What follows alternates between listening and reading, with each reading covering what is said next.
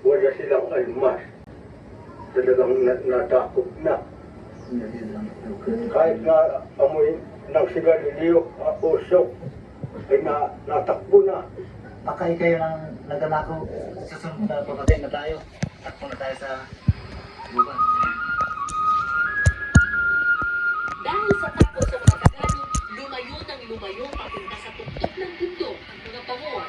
Nang wala na silang maatrasan, napilitan ang ilan sa kanilang mag-aral at makihalubilo sa kapatagan, tulad na lang ng leader na si Yawing Ay. Nang mapamako siya ang pangalan Yawing Ay, pinaglaguhan ang mga mata ni Gaamyan. Nalaman ko na si Yawing Ay pala ay ang nakababatang kapatid ni Gaamyan. Nagkahiwalay ang magkapatid dahil ninais daw ni Yawing Ay na makihalubilo sa patag. Samantalang si Gaamyan naman gusto manatili sa bundok. Nung maliliit kayo, ano na sabi niya sa'yo? Yawin Ay. Gusto nga rin siya mag-aaral. Manang malong magsulat. Para hindi na niya ng mga laktanin pag kami nabigta ng mga kalakal namin. Alas 6 na ng hapon nang matapos kami sa aming puntahan. Oras na para magluto ng kanilang hapunan. Ano po ito? Kakain ko ng saging ko. Anong gagawin niyo dyan? Sinasalaran din ko. Inihaw? Pagtawag sa amin tambo, Daga po yun. Kinakain niya? anak. Matako.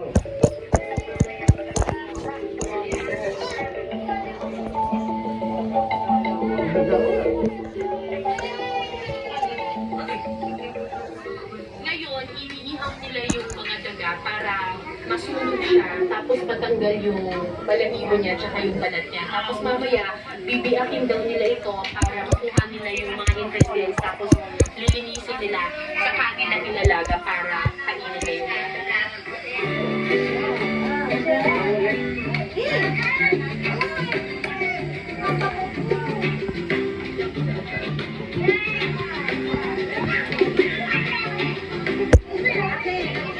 Mahigit 15 bata ang maghahati-hati sa 3 daga.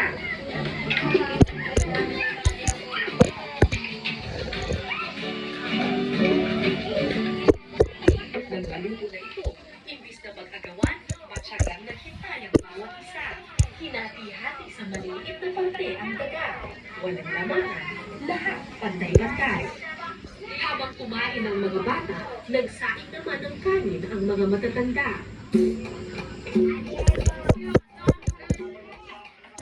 At sa oras ng kainan, pantay-pantay din ang hatiin.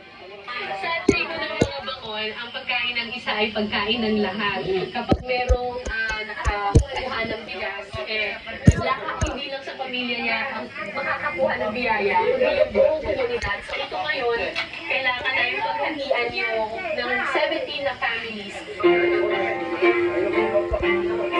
Wala pang sapat na ulam sa hapagkainan, walang nagunahan. Sabay-sabay silang kumain, pantay-pantay, hati kapatid. Sa panahon kung kailan laganap ang labangan ng kasakiman, lumana ako sa makikipagkapwa-tao ng mga Bangon. Isang katabihan na hindi dapat iwanan, maging moderno man ang panahon.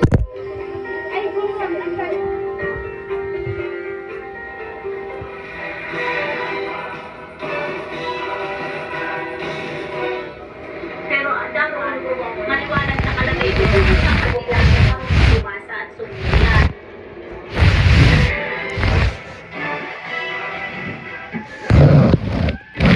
Kinabukasan, ginising kami ng maliliit na boses mula sa batis.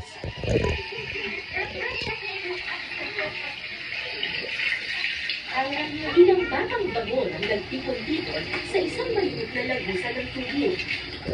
Araw ng pagbugo ng mga batang Bangon.